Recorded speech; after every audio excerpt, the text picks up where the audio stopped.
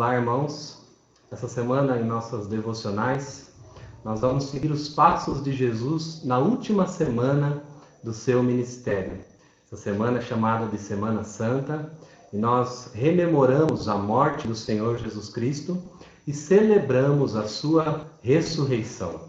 O texto que eu quero ler com vocês hoje está no Evangelho segundo João, capítulo de número 12, versículo de número 20 até o 26. Evangelho segundo João, capítulo de número 12, versículo 20 até o 26. E está escrito assim na palavra de Deus. Ora, entre os que subiram para adorar durante a festa, havia alguns gregos. Estes, pois, se dirigiram a Filipe, que era de Betsaida da Galiléia, e lhe rogaram: Senhor, queremos ver Jesus. Filipe foi dizer a André, e André e Filipe o comunicaram a Jesus. Respondeu-lhe Jesus: É chegada a hora de ser glorificado o Filho do Homem.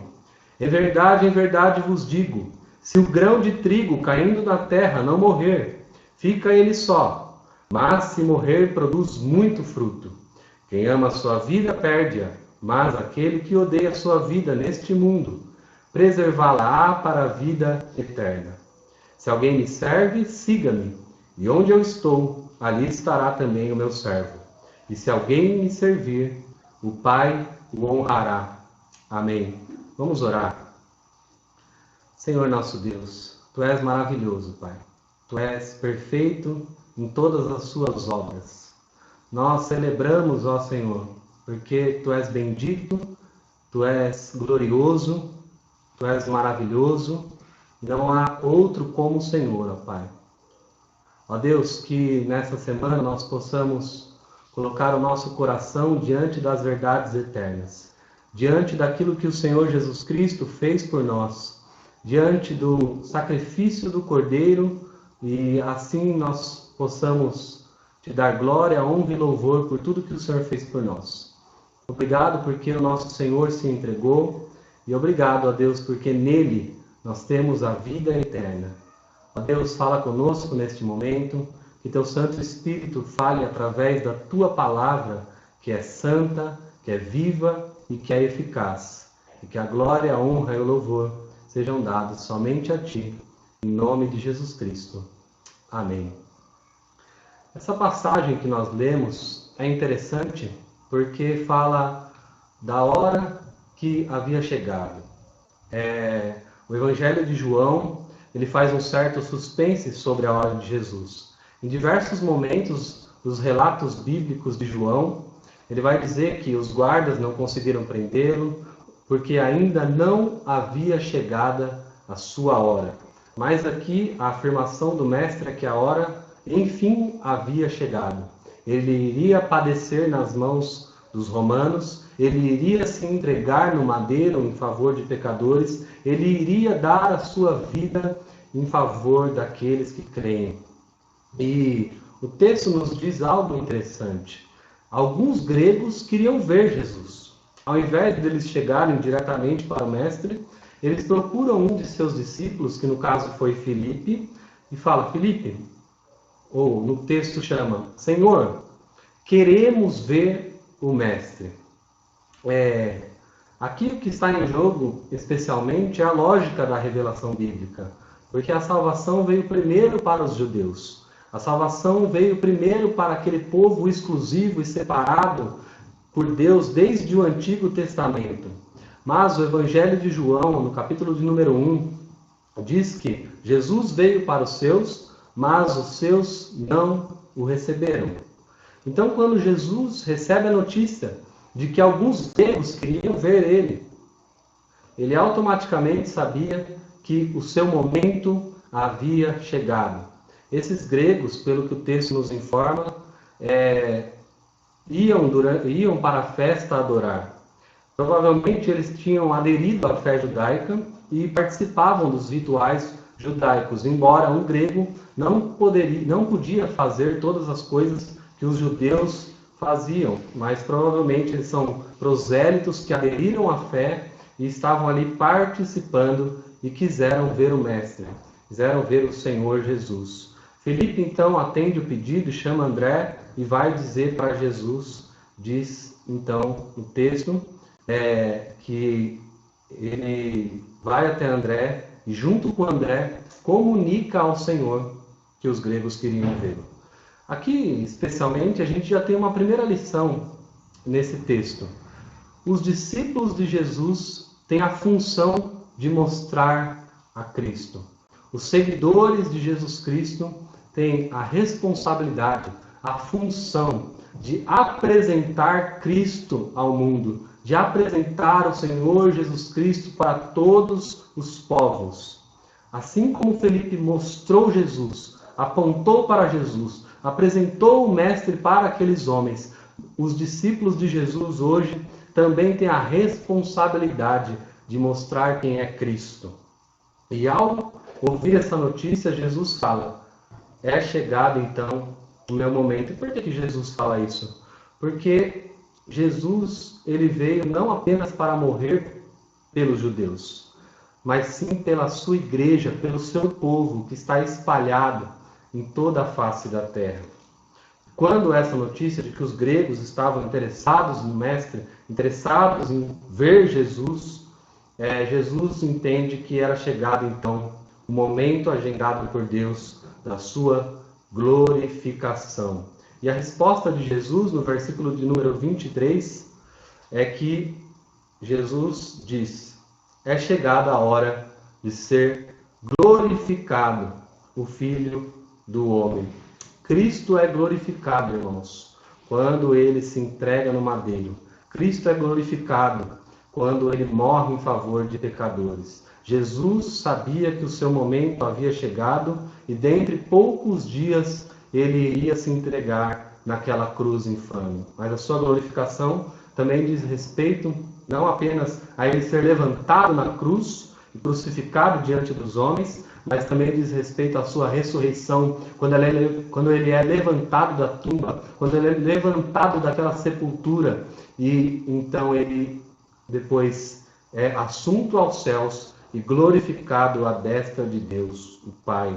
A glorificação de Jesus diz respeito a esses acontecimentos, diz respeito à coisa mais importante que os cristãos têm, que é a morte, a ressurreição e a glorificação de Jesus. Então, se o momento não havia sido chegado até essa hora do Evangelho, no capítulo de número 12 que nós lemos, nós vemos que a hora finalmente havia chegado. Irmãos, hora bendita essa, aonde o nosso Senhor se entregou por nós. Hora bendita essa, aonde o Rei do Universo se entregou numa cruz. Hora bendita essa, aonde a salvação foi colocada diante de nós, aonde o sangue do Cordeiro foi derramado naquela cruz. Bendita a hora, aonde nós podemos nos gloriar e saber que nessa cruz, manchada de sangue, está o caminho para a vida eterna, porque o Cordeiro se entregou por nós. Bendita a hora que eu e você podemos depositar a nossa fé e a nossa confiança em Jesus Cristo e saber que nele nós podemos ter vida e abundância. A Bíblia diz que nós estávamos mortos em nossos pecados e delitos, mas quando Cristo se entrega por nós e nós depositamos a nossa fé dele, nós recebemos do alto a vida que vem de Jesus Cristo. Quando nós olhamos para a cruz de Cristo e contemplamos ela pela fé, com o nosso coração derramado diante de Deus, nós recebemos a vida eterna em nós. Essa é a grande verdade da Bíblia, essa é a grande verdade do Evangelho, essa é a grande verdade da Páscoa e a grande verdade desse texto que nós lemos. Cristo foi glorificado e ele está sentado à destra de Deus o Pai. Aí Jesus, após essa afirmação, no versículo de número 24, diz que se o grão de trigo caindo na terra não morrer, fica ele só, mas se morrer, produz muito fruto. Interessante essa afirmação de Jesus. Ele usa uma figura da agricultura, quando o grão de trigo cai na vala e é enterrado. Ele vai ali para baixo da terra, mas depois de alguns dias, depois de algum tempo, um período, nasce então vida que irá dar fruto. Jesus está falando a respeito dele mesmo. Jesus está falando a respeito do seu ministério. Eu irei me entregar, eu irei morrer. Eu sou o Deus Criador dos céus e da terra. E como João diz no capítulo de número 1, ele veio e se fez carne, se encarnou e se tornou como um de nós. E ao fazer isso, ele foi até o estágio final e ele se humilhou e se rendeu e se entregou por nós na sua morte.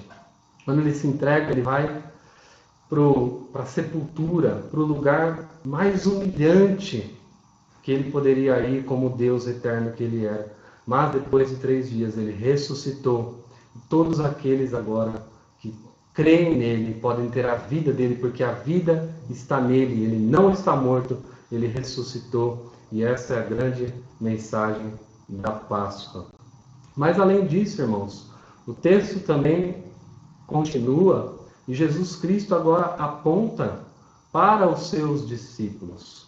No versículo de número 25, ao invés de falar sobre ele, ele agora vai falar a respeito dos seus discípulos. Provavelmente ele olha agora para os seus discípulos e diz assim: como eu vou morrer, como eu vou me entregar, vocês também devem morrer e se entregar pelo Evangelho, por minha causa. Versículo de número 25. Quem ama a sua vida perde-a, mas aquele que odeia a sua vida neste mundo, preservá-la-á para a vida eterna. O que Jesus está dizendo, meus irmãos, é que antes da coroa de glória existe a cruz do sofrimento.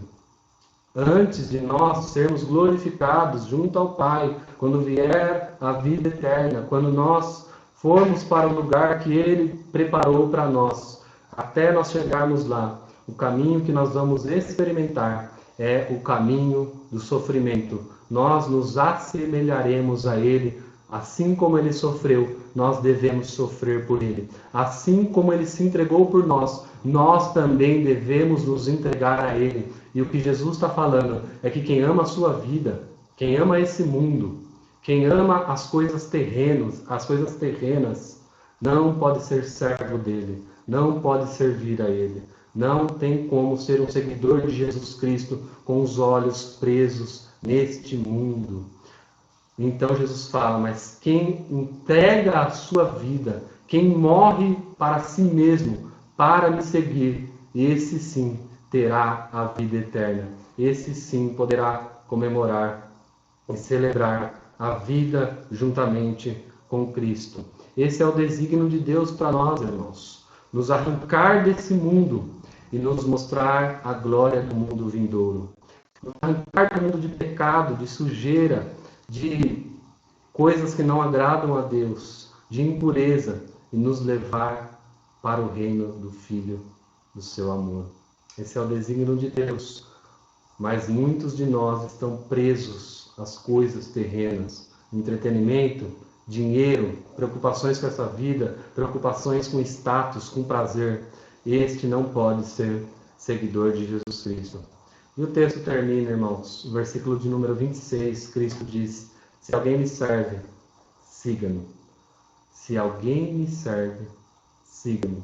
Muitas pessoas dizem servir a Jesus, mas não querem trilhar os seus passos. Muitas pessoas se dizem cristãs e cristãos, mas não querem entrar no caminho do sofrimento, da entrega, da renúncia e da abnegação. Querem ter uma vida de luxo e de prazer, buscando seus próprios interesses. Não. Se você quiser servir a Jesus, você deve seguir os seus passos. E a promessa de Jesus para esses é que onde ele estiver, ali também os seus servos estarão. Jesus está falando uma promessa. Aqueles que me seguirem os meus passos, vão para o mesmo lugar que eu estou indo. Em João capítulo 14, um pouco mais para frente, ele diz que ele iria partir para preparar morada para os seus discípulos, para os seus servos, mas que ele deixaria com nós o Espírito nos auxiliando até o final da nossa jornada. Essa jornada aqui, irmãos, e agora, é uma jornada de sofrimento.